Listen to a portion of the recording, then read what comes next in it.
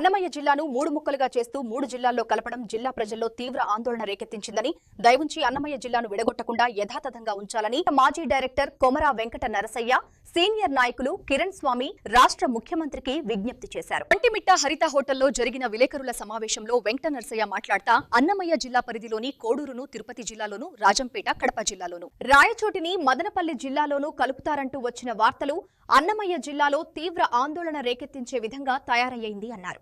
రాయచోటి, రాజంపేట, కోడూరు నియోజకవర్గాలను యథాతథంగా ఉంచకపోతే గతంలో జగన్ రెడ్డి ప్రభుత్వం చేసిన తప్పిదమే తెలుగుదేశం పార్టీ ప్రభుత్వం కూడా చేసినట్లవుతుందని అన్నారు.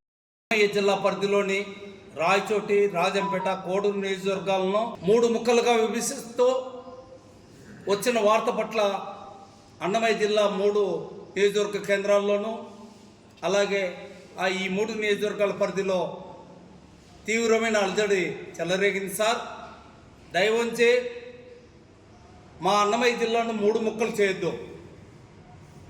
43 సంవత్సరాలుగా తెలుగుదేశం పార్టీలో కొనసాగుతున్న ఒక సీనియర్ నాయకుడిగా నా అభిప్రాయాన్ని మీకు ఉన్నట్లుగా చెప్తున్నాను. సార్, దయవుంచి అన్నమయ్య జిల్లాను విడగొట్టద్దు.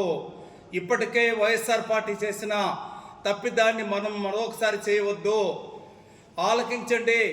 ఈ 3 నియోజకవర్గాల ప్రజల విన్నపాలను ఆలకించండి.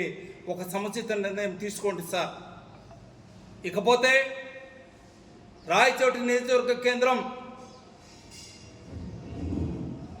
మదనపల్లి జిల్లాలో కలుస్తుందనే వార్తలో ఆ ప్రాంతంలో, ఆ నియోజకవర్గంలో తీవ్రమైన ఆందోళన చెలరేగడం జరిగింది.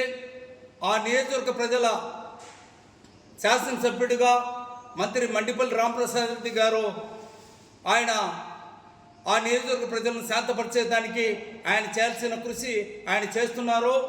ఈ నేపథ్యంలో మంత్రి మండిపల్లి రామప్రసాద్ రెడ్డిపై కొందరు జేఏసీ ముసుగులో దూరిన వైఎస్ఆర్ తొత్తులు, మిథున్ రెడ్డి తొత్తులు మంత్రిపై అనుచిత వ్యాఖ్యలు చేస్తూ శాంతియుతంగా సాగుతున్న జేఏసీ ఉద్యమాలను హింస చొప్పించే ప్రయత్నాలు చేస్తున్నారు.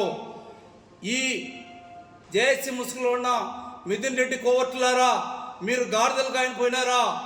గతంలో మీ ప్రభుత్వం అన్నమయ్య జిల్లా కేంద్రాన్ని రాయచోట్లో పెట్టినప్పుడు మీరు ఏ రోజైనా ఒక ప్రకటన ఇచ్చారా? ఈరోజు జేఏసీలో ముసుగులో చేరి మంత్రిపైన అనుచిత వ్యాఖ్యలు చేస్తున్నారు. ఖబర్దార్, మీ వ్యాఖ్యలను మీ కంట్రోల్లో పెట్టుకోండి.